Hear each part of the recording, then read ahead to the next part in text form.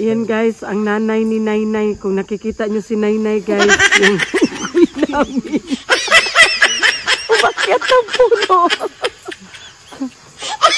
Tanggalon na ni mo. Ayan, tanggalin ang lantern. Okay.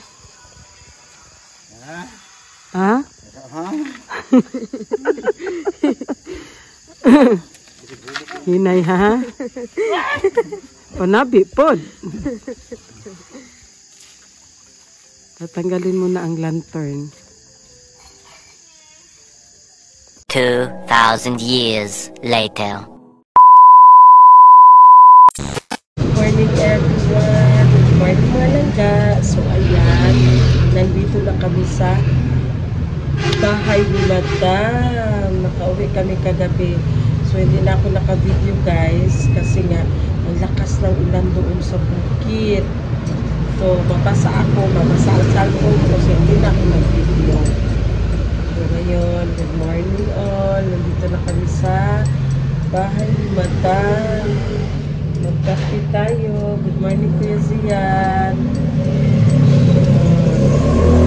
Ready na ba ang ititinda mo ng mga dragon fruit? Yes. Ha? Yes. Wow. Tingnan natin kung meron pang natira. Kape tayo guys. Sobrang lamig doon sa tawag niyan. Doon sa rest house ni Madam. Grabe ang lamig.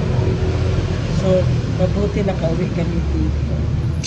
Baka ng lamig. Mainit na. So, ayan. Abang-abang na lang sa ganap namin for today. See ya! A few moments later. Ayan guys, punta kami sa bahay ni Mami at saka ni Daddy. Kasi maghatid ako ng mulberry na hinihingi niya at saka dragon fruit. Yung tawag yan, harvest ni Zian na mulberry. Ayan, konti na lang. Dapat puno niyan siya. Kaso, nilagay sa freezer. So, nag-ice siya. And then, pagdating dito, parang na-defrost siya. So, yan na lang. Ang iba na lata. Sayang kaayo. So, ayan. Hintay tayo sa motor kasi mag-single motor lang tayo kasi nga ang ating tricycle is flat. Guys, So, wala puntahan na natin si akong Daddy. dragon fruit guys. Wala na akong ibibenta. Kasi nga, yung dragon fruit na na-harvest ko is nakaano na sa mga friends ni Madam.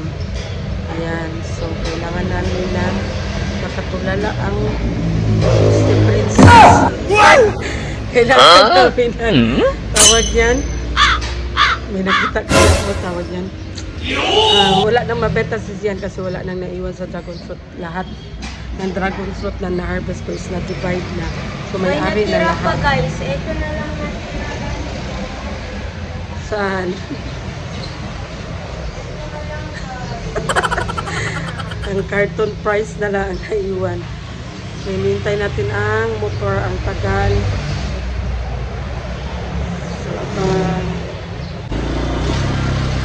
So, ayan na guys. Papunta na kami kay Mami.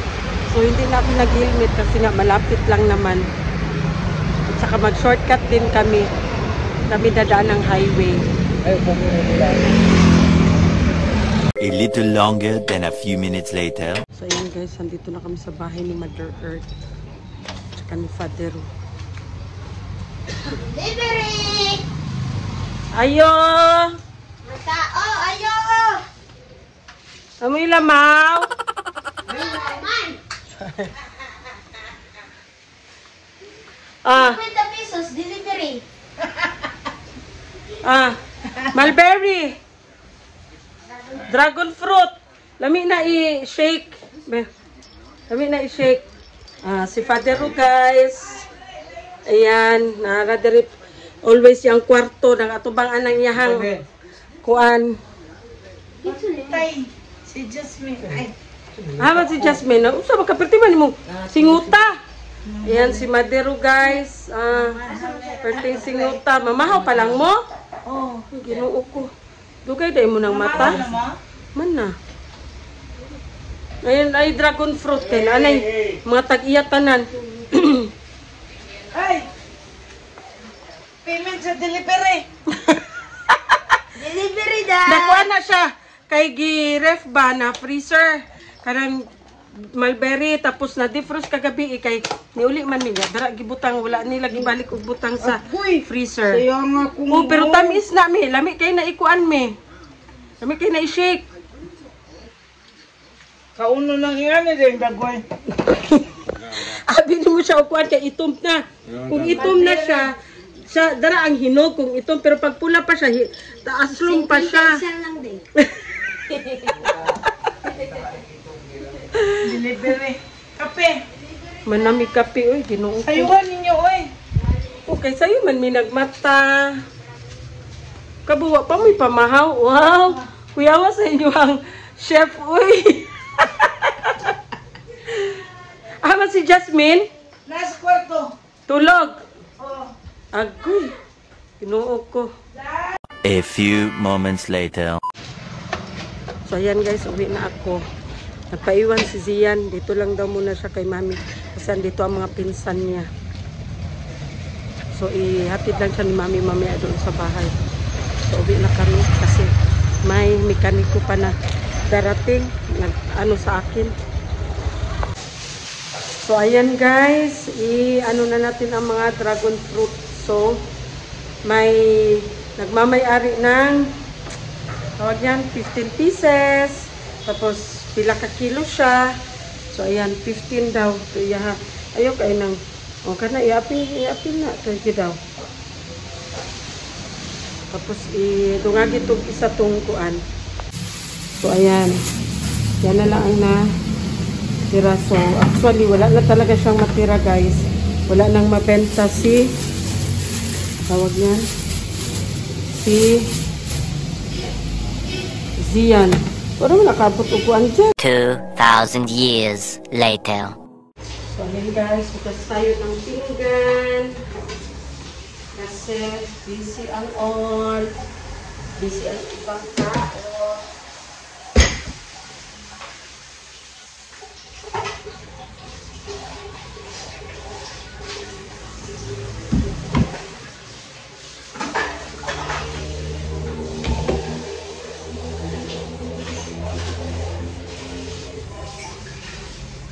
Nandun kami sa ano guys, doon kami sa rest house ni Madam.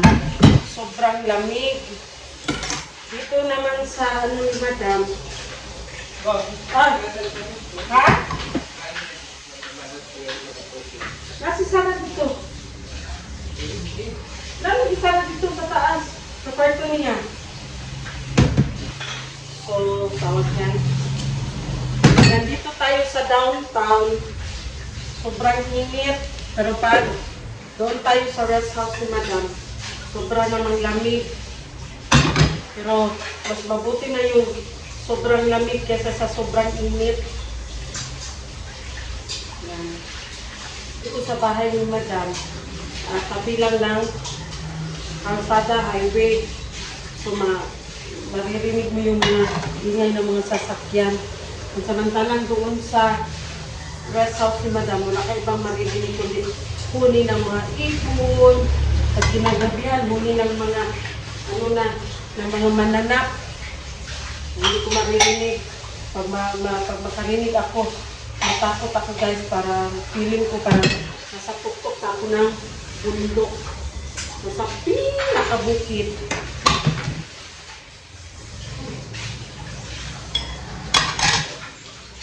Nahinga muna kami. Muna kami travel.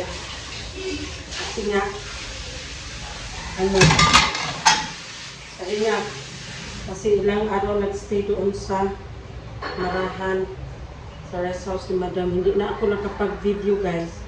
Kasi nga, sobrang lakas ng ulan. Tapos doon, pag malakas ang ulan, mag-brown out or di kaya mawala ng tubig. So pag brown out, walang problema kasi nga may ano man, tawag yan, may generator.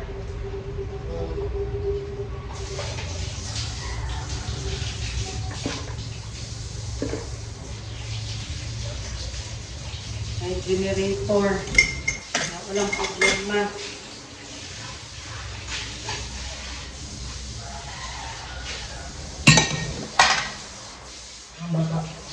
Kaya mami. Dito, tama dito si Jasmine. Dali kayo, siya naman isa dali. Hanap siya. Nahanap ko yung kapatid niya. Doon lang kila mami. Kasi ano, tawag niyan. Wala naman tayong dishwashing dito guys. Yan guys, balik na ulit tayo kasi nakipla pa kami na dishwashing kasi konti na lang. So, ayan nga. Dito tayo sa bahay ni Madam. Dito kasi ako nakatira sa bahay ni Madam Toots, guys. Ayan. Tulong-tulong tayo. Init dito sa damutan. Sobra. Oh. Pag lalabas ka, Diyos ko. Lalabas ka ng bahay. Oh. Ang init. Gusto na ni Madam magala ng ano guys. Gusto na ni Madam magala siya. Mag-travel siya abroad. Tapos, busy pa man ang all. So, maybe by ano na lang, maybe by June. Hindi na mapakali ang paa ni Madam Toots guys. Galang-gala na.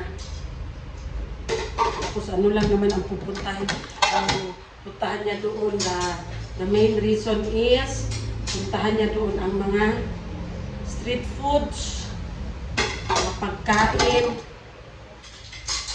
Yun ang main reason niya kaya nag-travel yan siya. Tapos miss na miss niya na ang Vietnam guys. Ako miss ko na ang Vietnam. Huling travel kasi namin is last December.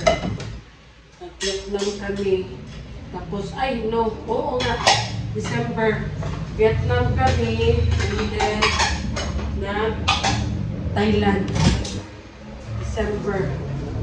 Tama pala, Vietnam and Thailand kami. I mean, November man ata yun. November ba kami nag-ano? September. Nagpunta kami ng September kasi birthday ni Sirok Suiza. Mrs. Suiza. Tapos, umalit na naman kami ng December pero hindi nakasama si Sirok Suiza. Ako na lang at saka si Sarah Gaga at saka si Madam. Pero, nag-Vietnam kami nung September pala. September nag-Vietnam kami. Tapos, balik kami ng Thailand. Pagbalik namin ng Thailand, hindi na kasama si Sister Suiza at si Sister Bing. Si ano na lang kasama namin. Si Sarah Gaga na lang at saka ako at saka si Madam Toots. Kami na lang tatlo. Kung December pa yun, bago nagpasko. Ayan. Kaya galang-gala na si Madam. Nangangati na yung paa ni Madam guys. Galang-gala na.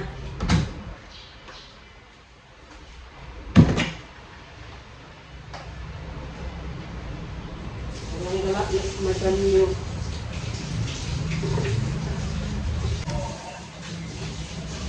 Si Jim nasa taas. Si Sarah din. Si Sarah Gaga din nasa taas. Ini sila doon sa taas. Tapos si Ate Anet umalis kasi na sa kanto. Yung bahay. So ako ang nandito sa baba. So yan guys. Gusto tayo na hugas ng pinggan. Nasa natin dito.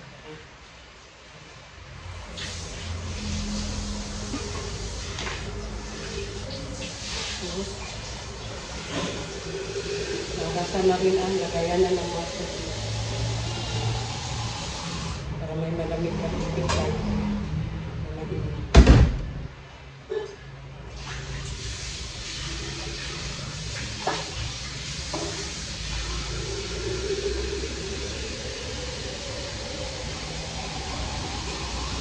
Wala kasi si Zian. Kasi pag nandito si Zian, schedule niya, nagalagay ng mga tubig dito sa pitsil.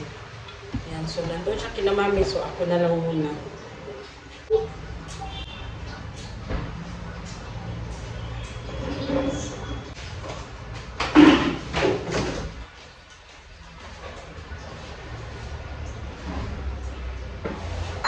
Nilinis Kuya Kinkin sa swimming pool. Lagay siya ng chlorine sa balde. Tapos lagyan ng tubig. Tunawin. Lagay sa swimming pool para linis ang swimming pool. 2,000 years later. So ayan guys, nag-crave si Madam ng lechon baboy. So mapasugod tayo dito sa Toril. Bili tayo ng lechon baboy. Pinili ng kasi nga nag-crave si Madam. Dito ako sa Dimples. Ayan na guys, bili tayo ng kinilo na lechon na lang muna kasi biglaan ang crave ni Madam. Nanood kasi siya ng YouTube tapos ano ng lechon. So ayan na. Sa kilo pa na. Dire ma'am, ribs. Dito ang baboy. Chop. Dito ng ribs na lang. Pani o panit ha. Kanang crispy na panit ha. Crispy? Donut na. Sa ulo dapit ang crispy. Ate mama.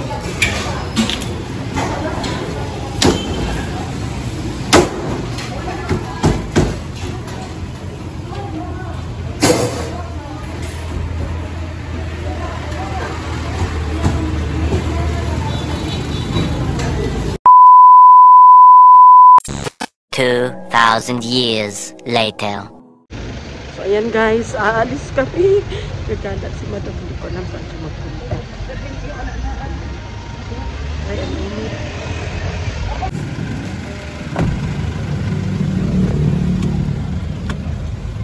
A little longer than a few minutes later. So ayan guys. Nagwara-wara, nagutom. Pumasok sa Korean store. Gusto niya kumain ng noodles. So ayan na. Hindi na siya. Korean grocery.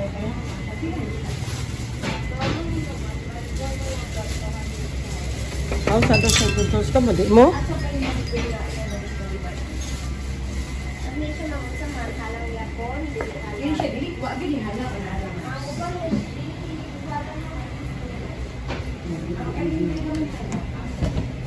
Pwede kang bumili and then maglagay ka ng toppings. Yan. Yan ang napili. Wala pa, kulang pa yan. Ayan na guys. Spicy.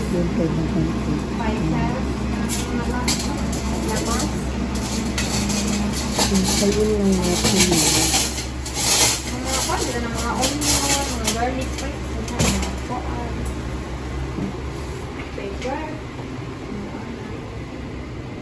Nagutom. May langga na malengke na dito. A few moments later. Kapoy, namili ng mga kailangan sa farm. Tapos, nagbili ng mga karne. Nagbili ng para sa mukha, na sabon. Nagpa-print ng t-shirt. Nagutom, pumunta sa Korean store at kumain ng Korean noodles. Dali na. Kaon na daw. Kain. Harap. Kami? Harap gid igang. Ito di ay. Harap. Kana. Pariharaman lasa. Pero kini ang lami kayo, wala dadun ako si Doms diri. Asa kani? Dadun ako si Doms. Kahilig ka ito.